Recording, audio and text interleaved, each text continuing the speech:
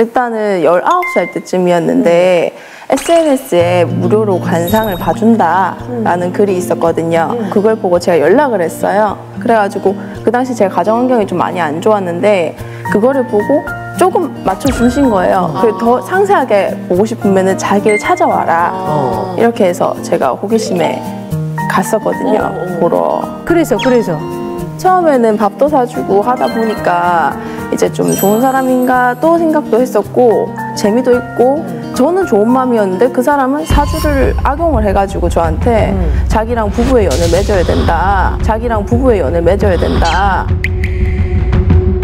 저가 당장에 가출을 하지 않으면 저희 아빠가 저를 죽일 거다. 저를 죽일 거다. 저가 가정 환경이 좋지 않았거든요. 아버지가 가정폭력도 있으셨고 제가 늦게 집을 갔던 날이 있었는데 그날에 아버지가 너 빨리 안 오냐고 막 세게 뭐라 하니까 그날에 너 이 상태로 집에 가면 아빠가 너 칼 들고 기다리는 모습 보인다. 너 죽일 거다 하니까 무서워서 그날 가출했어요. 그날? 그럼 가출해서 같이 있었어요? 네. 그 뒤로 계속 가출해서 같이 살은 거예요. 어떻게 보면 가스라이팅 같은 그렇게 계속 조종을 했군요. 그래서 네. 그리고 계속 거짓말도 일삼았었고. 그럼 처음에 딱 만났을 때 그 남자가 뭐라고 위로를 하고 어떤 행동을 보였었나요?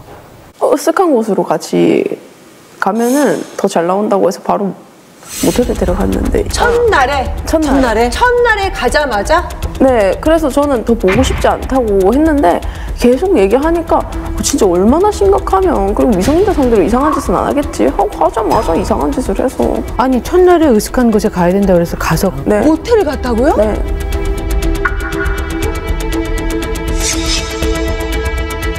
제가 몰래카메라 찍혔을 줄 알고 그것 때문에 불안해서 계속 연락하면서 바로 신고했어야지. 그래서 그때는 판단이 안 되니까 지금이면 바로 신고하는데 근데 당시에는 너무 어린 나이라. 아이고 세상에 혼자서 그 어려운 거를 너무 놀랐겠다. 어떻게 감당을 했어. 근데 그거 호기심에 무서워서라도 사실은 친구랑 같이 가던가 엄마랑 같이 가는데 혼자 갔어요? 친구가 없었어요.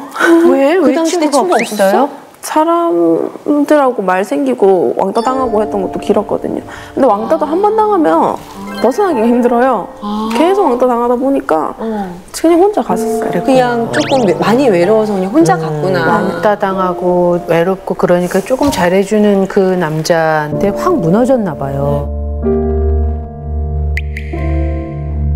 그래서 계속 만남을 갖다가 아기가 생긴 거예요? 자기가 무정자증이라고 했었어요.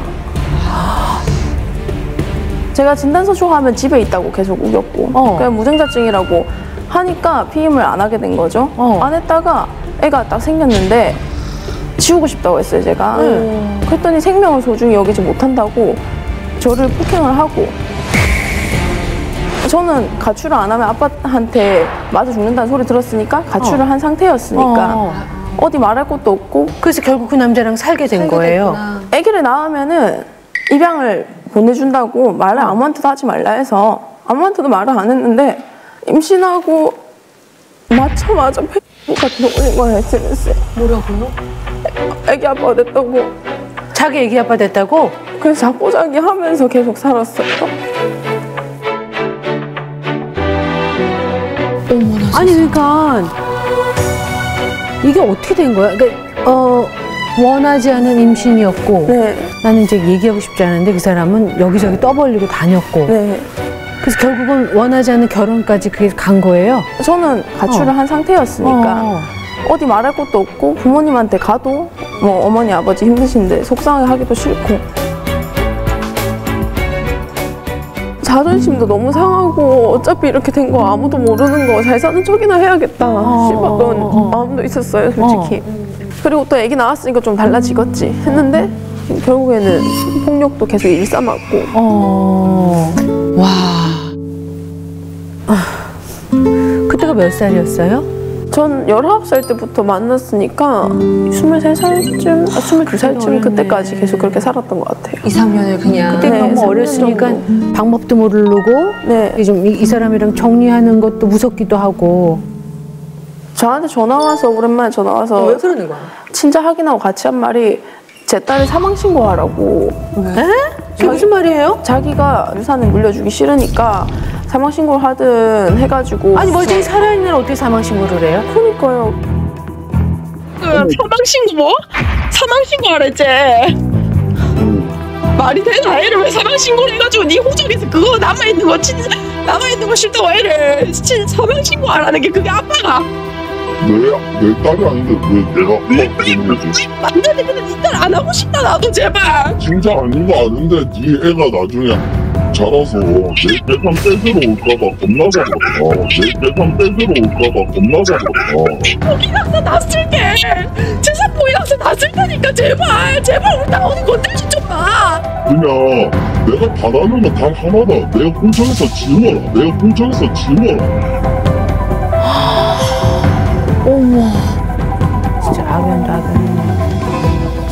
야, 근데 아이는 지금 몇 살이에요? 그래서 지금? 이제 6살 돼요. 6살. 아이는 좀 건강하게 밝게 잘 자라고 있나요? 네, 잘 자라고 있는데 진짜 너무 미안한 게 제가 이 사람 때문에 애를 솔직히 말로 사랑하진 않았었거든요. 그럴 수 있을 것 같아. 너무 미웠어요. 이걸 화풀이 한 적은 없지만 그치.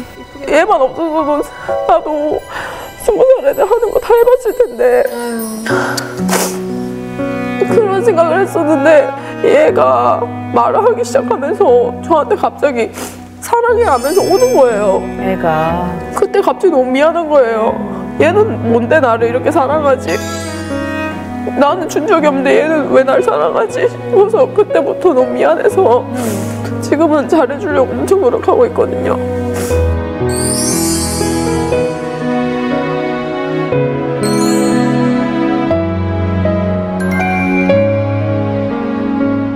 그럼 어떻게 이혼은 어떻게 이루어진 거예요? 이제 저희 부모님까지 폭행을 하니까 부모님한테까지? 네. 그 사람이 부모한테까지 폭행을 했다고? 네. 그러면 신고를 하거나 그럴 생각은 안 해요? 신고를 했었다가 그냥 합의금 개념으로 돈을 받고 대신 따로 살자 이렇게 조율이 돼서 따로 지내긴 했는데 Facebook 메시지로 연락이 한 통이 왔어요. 그쪽 남편한테 제가 먹고 버림을 당했다. 이게 뭐냐? 어떤 여자가? 어떤 여자가. 그래서 전화해서 물어봤어요. 이게 뭐냐? 했더니 자기가 미안하다 하는 거예요. 처음에는 아니라 하다가 외도를 해가지고 완전히 끝나게 됐었어요. 아, 그때 그 여자 페이스북에 올린 그거를 보고 네. 이젠 정말 아니다 싶어서 정리를 하게 된 거예요. 그 전까지도 아니라고 생각은 했는데 이게 딱 기회가 된 거예요, 저한테. 그래서 아니 근데 그러다가 신내림을 어쩌다가 받은 거예요, 그러면? 같이 점집을 가면은 얘가 아니라 네가 무당해야겠구만 이런 소리나 아니면 네가 보살팔자네 이 소리도 많이 들었으니까 저한테 무속인 되라고 하셨던 분한테 가서 그렇게 바로. 아까 뭐 신병이 있거나 이러진 않았는데 팔자가 센 것도 신병 중에 하나예요. 몸이 아픈 것만 신병이 아니거든요. 아, 팔자가 좀 센 게.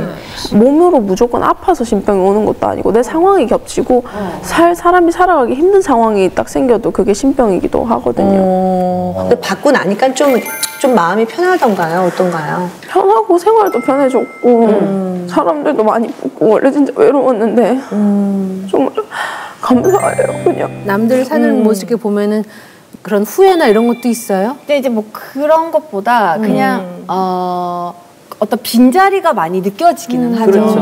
어떤 뭐 그러니까 그 남편의 사람, 빈자리, 아빠의 빈자리. 아빠의 빈자리가 사실은 더 크게 느껴지는 것 같아요. 그치, 뭐. 맞아.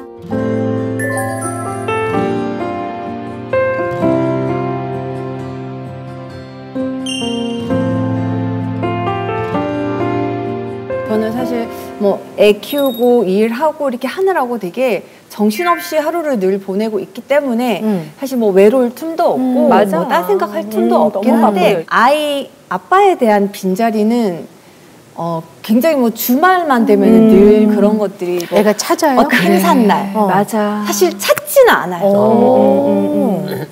너무 다행이죠. 찾지는 찾아? 않지만 제가 이제 스스로 괜히? 네. 그래서 모르겠어요. 제가 생각을 또 그렇게 해서 그런지 모르겠지만 혼자 키우는 엄마로서 그냥 조금 불편한 혼자 약간 마음이 아픈 순간순간들이 그런 게 살면서 없을 수는 없는 것 같아요. 그냥 이제 뭐 유치원에서 하는 어떤 뭐 가족 행사라든지 그냥 이런 일들은 너무 많아서 사실 이제 주말에 아이랑 어떤 특별한 경험을 하거나 체험을 하거나 여행을 가려면 단 둘이 가는 것보다 그래도 멤버가 이렇게 조금 짜여지면 더 재밌으니까. 그럼 저는 이제 어떤 가정이랑 뭐 이렇게 약속을 하면 그 약속이 만약에 어그러지면은 우리는 이 사람들하고 뭘 하려고 예약을 해뒀는데 근데 그 사람도 물론 그들만의 피치 못할 사정이 있으니까 그런 거겠지만 그냥 또 괜히 뭐 언제든지 여기는 내가 아니더라도 자기 가족들끼리 언제든지 가면 되니까 약간 그냥 그 친구는 정말 사정이 있는 건데 또 그런 생각이 드는구나. 네, 그런 생각하게 되고 뭐 예를 들면 작년 크리스마스 이브 때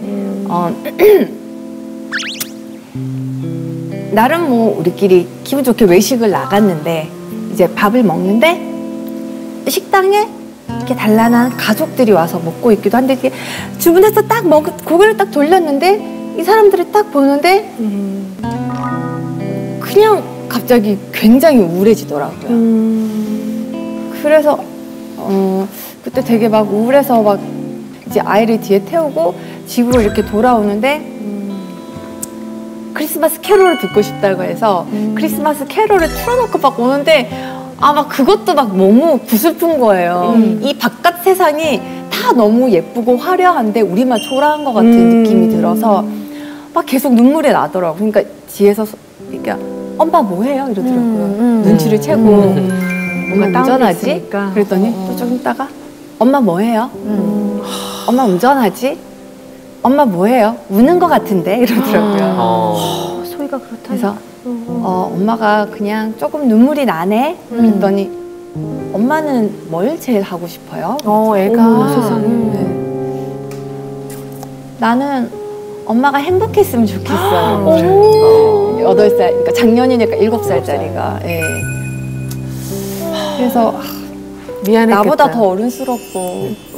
내가 어릴 때 봐서도 굉장히 나이에 비해서 굉장히 뭐랄까 철이 빨리 들었다고 그럴까? 네, 되게 이게 약간 저도 사실 아이 앞에서 울지 말라고 하는데 좀 저는 원래 제가 워낙 울보여서 그게 조절이 조금 안 돼서 그럴 때 친구한테 되게 전화를 해서 이야기를 조금 다 털어놓고 싶고 내가 지금 이렇다 저렇다 이야기를 하고 싶은데 사실 크리스마스 이브에 모두가 행복한 시간인데 내가 전화를 해서 이 사람들의 행복한 시간을 제가 깰 수 있잖아요. 그러니까 얘기하지도 못하고 혼자서 되게 그냥 이제 그런 순간들이 특히 노는 날, 빨간 날 그리고 되게 많이 오는 것 같아요. 명절 이럴 때 순간순간 괜찮다가도 그런 현타가 또 오니까.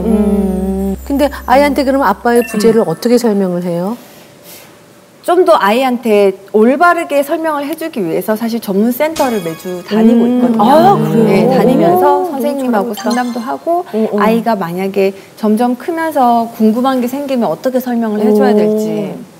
근데 아니나 다를까 한번 작년 여름쯤에 막 갓난 아기가 태어나는 막 이런 이야기를 하다가 그럼 엄마 나는 엄마 아빠가 사랑해서 태어난 거예요? 그러더라고요. 그래서 맞아 엄마 아빠가 사랑해서 널 원해서 네가 태어난 거야 그랬더니 근데 왜 난 아빠랑 같이 안 살아요? 그러더라고요.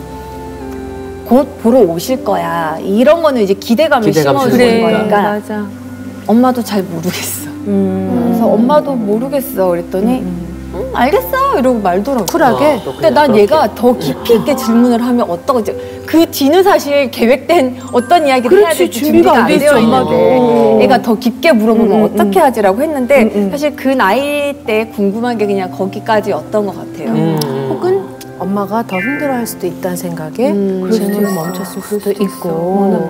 그리고 뭐 집에 이제 친구가 놀러 오면 이모 소희는 왜 아빠 없어요?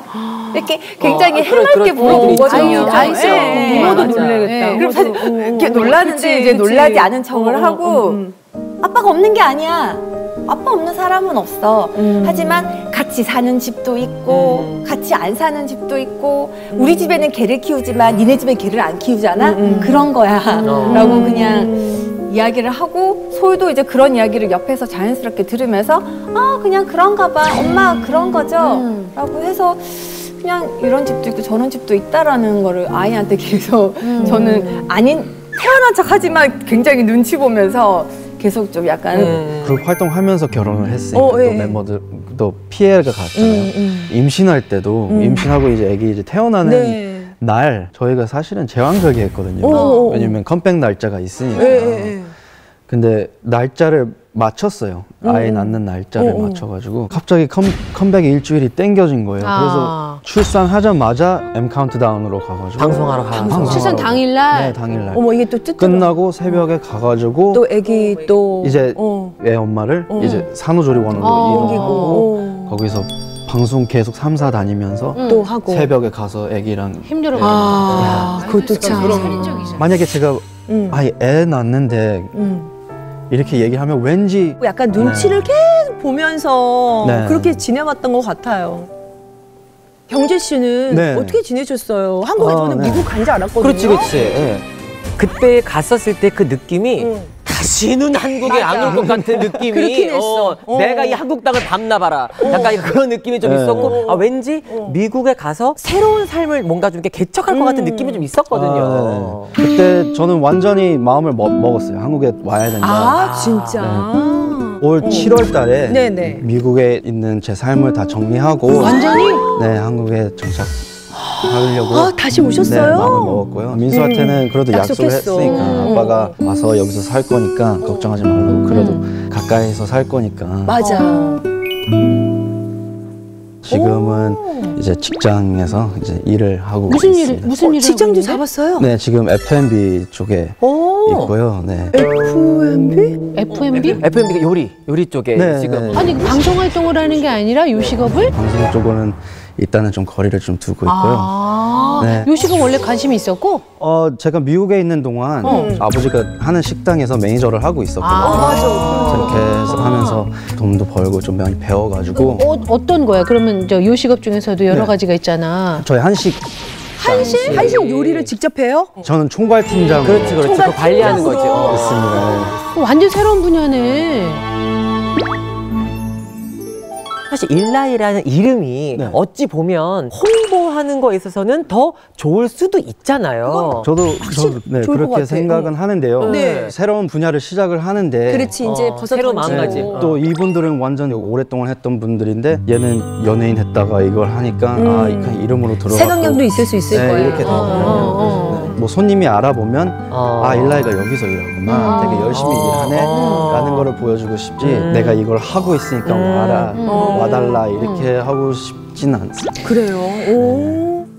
연예인을 완전히 은퇴하는 거예요, 그러면? 완전히 은퇴는 안 하고요. 그 전에는 생계 때문에 누가 너 이거 나와라 이렇게 하면 무조건 나갔거든요. 그래서 나가서 자신도 없고 그렇게 큰 도움도 되는 것 같지도 않고 해서 무조건 했는데요. 이제는 좀 제가 하고 싶어 하는 거 기회가 온다면 정말 좋은 기회가 있고 연기에 제가, 꿈이 있으니까 있으면 연기도 전 좀. 무조건 한 번은 생각을 합니다. 하겠지만 근데 이제 본인이 나가고 싶은 것만 나가는 거잖아요. 이젠 약간 예전에는 나가기 제가 싫은 것도 도움 될 수 나갔지만. 있는 데만 나가고 도움이 될 수 있는 그냥 거만. 자리 채우려고 그냥. 여기 와서 앉아 있어 주세요. 그럼 6시간 동안 히히 이렇게 하고 이게 아니라 이게 너무 이제 지치는 힘든 거지. 거죠. 그치. 그동안 지쳐서.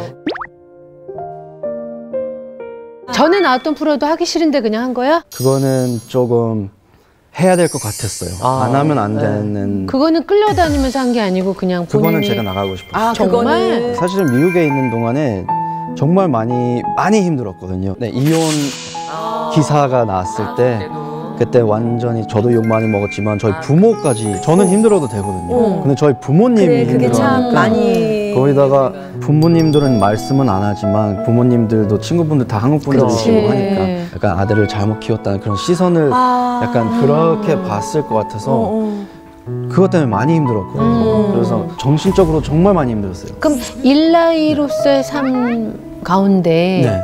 그때가 제일 힘들었어?